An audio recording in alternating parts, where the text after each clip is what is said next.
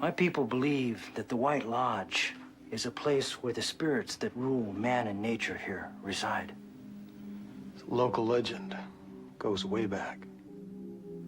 There is also a legend of a place called the Black Lodge, the shadow self of the White Lodge.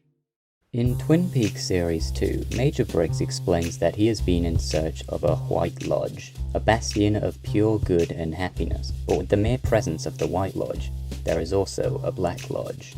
Cooper never really finds the White Lodge in Twin Peaks to the best of my recollection, however he does make numerous appearances in the Black Lodge, both in dreams and out in the woods. So what does it all mean? Knowing Lynch, we'll probably never get a conclusive answer and have to sustain ourselves on abstract theories. So without further ado, here's an abstract theory about the Black Lodge and what it means and symbolizes, maybe. In this video I'll specifically be looking at the design and layout of the Black Lodge, along with a brief look at its inhabitants as well as any details we are given about it, however minute they may be.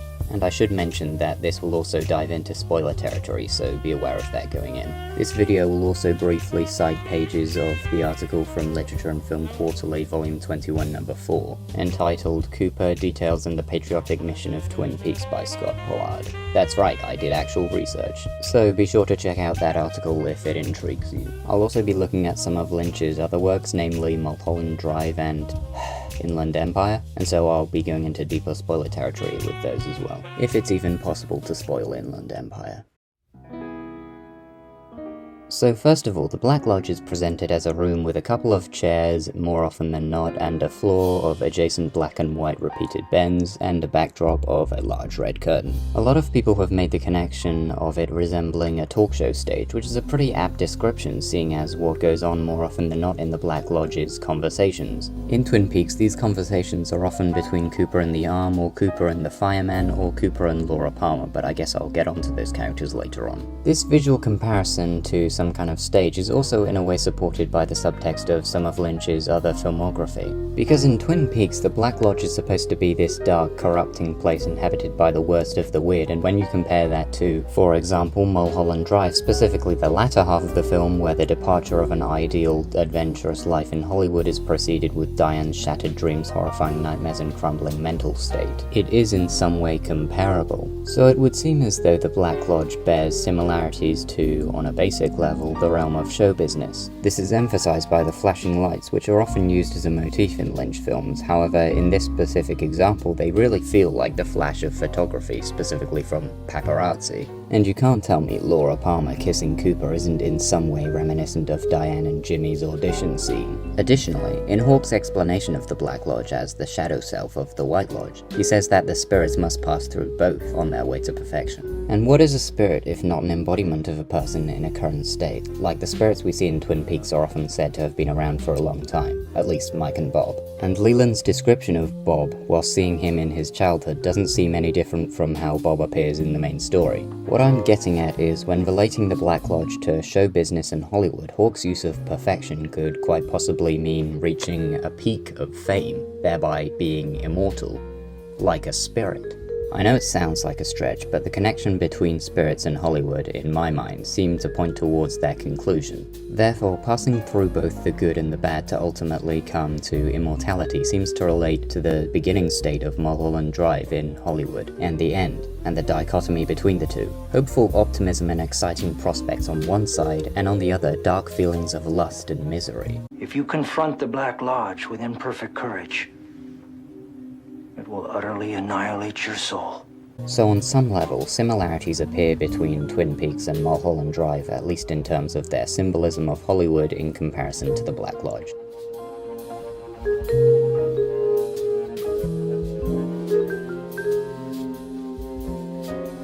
Also, when talking about Hollywood, at least in Lynch's interpretation of it in Inland Empire, it brings to mind feelings of being trapped and afraid, which in many ways is what happens to Cooper in the Series 2 finale.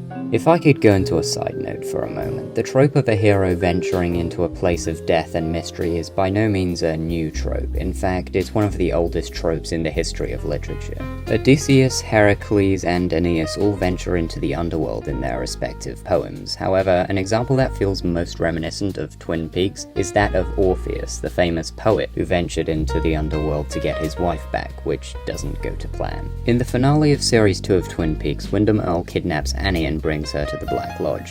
Cooper goes in to try and rescue her but soon realizes he's trapped. Then the episode deviates from the myth of Orpheus to doing the opposite. Annie makes it out alive, but Cooper is still trapped inside. That's because the Black Lodge didn't want Annie. What it really wanted was Cooper. In the article I previously mentioned, Scott Pollard writes that Leland is revealed to be no more than an instrument through which Bob acts, and Bob himself is revealed as just one more pawn of the Black Lodge. Major Briggs, the Bookhouse Boys, Wyndham Earle, the Log Lady, the Owls, Josie Packard, and others constitute different paths that lead Cooper to the Black Lodge. So in a metaphorical sense, if I had to explain why Cooper is the one being drawn to the Black Lodge, or rather the Black Lodge drawing Cooper in, it seems as though he is a representation of the good in Twin Peaks. And by using Mike, Bob, the Arm, Laura Palmer, and the vengeance Wyndham Earle wishes upon Cooper, the Black Lodge can bring Cooper there and corrupt him. However, that's not what really happens ultimately. Cooper remains his kind, pure self until part 18, but let's not get into that. The Black Lodge brings about a doppelganger, or dweller on the threshold, as Hawke says. With the appearance of Cooper and being possessed by Bob, the Black Lodge creates Mr. C. And Mr. C is a different person from Cooper, though when you once again compare this to Mulholland Drive, the distinct identities of characters and how they seem to change in the latter half is a similar comparison, no? Diane becomes Betty, and Rita becomes Camilla, or maybe she always was. But when these characters seem to change names, their personalities, particularly Diane to Betty, change in a polarizing manner. Diane is a young, aspiring actor with a sense of adventure and a sunny disposition, whilst Betty is ready to send the world's most inefficient hitman to cap Camilla because she's seeing someone else. Therefore, in that regard, particularly with Lynch's demonstration of show business making a good-natured and optimistic person into someone completely different with extreme paranoia and violent tendencies, it certainly rings true for the Black Lodge as well. Okay, now if we're going to talk about the Black Lodge, we have to at least mention the Inhabitants. Whilst Scott Pollard previously described the Black Lodge as its own sentient being luring Cooper in, the characters inside play just as big a part. The first member we meet in episode 2, or the third episode, when Cooper dreams of the Black Lodge, or rather at that time, the Red Room as he calls it. Suddenly it was 25 years later. I was old, sitting in a red room. The Man from Another Place, or the Arm as he is later known, and Laura Palmer appear to Cooper. This first encounter only really serves as mysterious intrigue for Cooper, figuring out the murder. And as such, the Red Room is only really a setting for this meeting. The Man from Another Place gives Cooper some cryptic advice, and then starts dancing. It's difficult to say whether he actually wants Cooper to solve the mystery and therefore is deciding to help him, or rather is merely trying to taunt him. In Fire Walk With Me, the Arm appears to be more in league with Bob from the scene in the room above the convenience store. However, what he says to Cooper in their first encounter shouldn't be taken for granted, as it does actually lead Cooper getting closer to the answer of who the killer might be. In fact, when he says, "She's my cousin, but doesn't she look almost exactly like Laura Palmer?" in his own cryptic way, he's basically telling Cooper who the killer is. Obviously, the only way to figure this out is if your mind works exactly like David Lynch.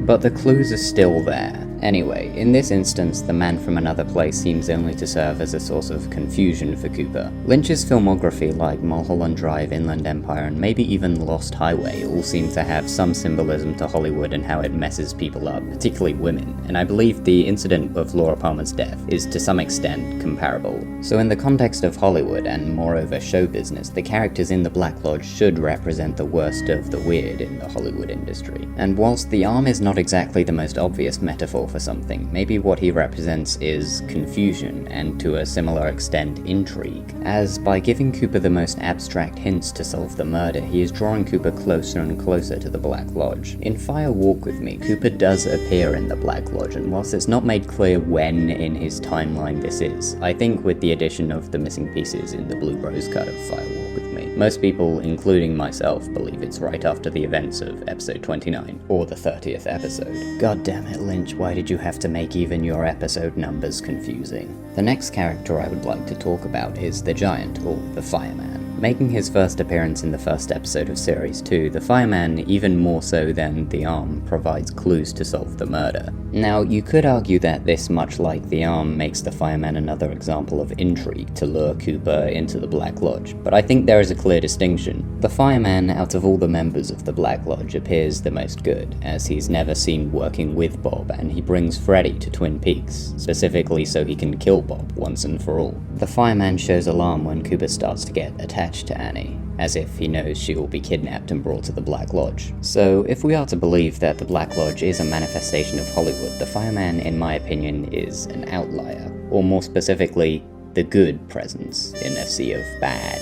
I think most agree the Fireman is more of an inhabitant of the White Lodge, who just so happens to appear in the Black Lodge. And because of that, him being the only paragon of virtue would make some sense. Next, I want to talk about Mike. Mike, out of every inhabitant, I think is the most complex, but because of that, I think what he represents is most clear. In Cooper's dream, Mike says that he and Bob used to kill together, but eventually Mike stopped, and out of guilt cut off his own arm. We don't really get a clear indication of when that was exactly, but maybe it was shortly before the murder of Teresa Banks, as Bob/Leland was the only killer in that instance, and Mike cursing Leland later in the film could be a byproduct of that residual guilt. Mike begins the show as a sort of harbinger of Bob foretelling his coming and explaining his past, but by the end, Mike appears to have reformed and works similarly like the Fireman in trying to save and help Cooper. So because of that, despite what I've been claiming before about David Lynch's cynical, though realistic view of Hollywood as a nightmarish place filled with nightmarish figures,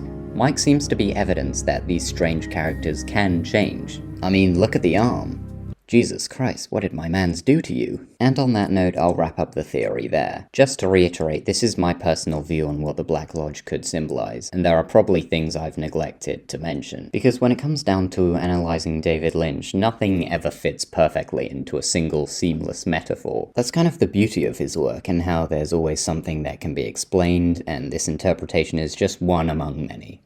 Thank you for watching. I'm planning on releasing more discussions about Twin Peaks, but who really knows when that'll be. So until next time, I'll see you at the curtain call. Skin and skin, blood and bone. You're all by yourself, but you're